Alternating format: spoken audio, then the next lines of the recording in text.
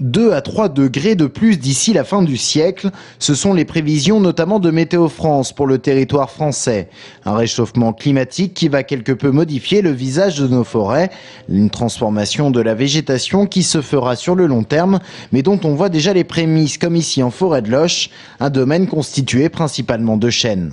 Donc là, on arrive à côté d'un arbre qui est au stade extrême, c'est-à-dire qu'il a perdu complètement son feuillage, un chêne pédonculé. Le chêne pédonculé, une espèce de chêne menacée dans notre région et qui va progressivement laisser sa place à son cousin, déjà majoritaire ici, le chêne Sicile. C'est une des essences effectivement qui sont fragilisées parce que par manque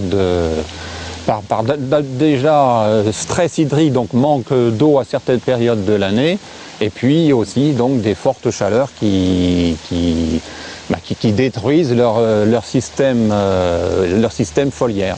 Une faune menacée par les aléas climatiques que l'on annonce plus fréquents à moyen terme. C'est dans ce contexte que la ministre de l'écologie, Nathalie Kosciusko-Morizet, a présenté ce matin un plan national d'adaptation au changement climatique. Un plan qui contient un volet forêt. Objectif, diversifier les ressources génétiques des essences d'arbres et aider les travailleurs forestiers à assurer la transition. Ce sont des pratiques qu'on a déjà depuis très longtemps, depuis 15 ans, 20 ans, par des consignes notamment de dynamisation de la sylviculture, c'est-à-dire éviter d'avoir des peuplements trop serrés, de façon que les arbres aient de la place pour pousser, pour s'alimenter dans le sol et respirer, etc.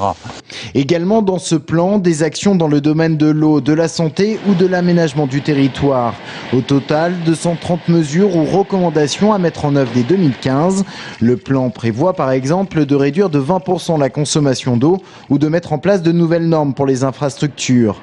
Un budget de 171 millions d'euros y sera consacré, auquel s'ajoutent 391 millions au titre des investissements d'avenir.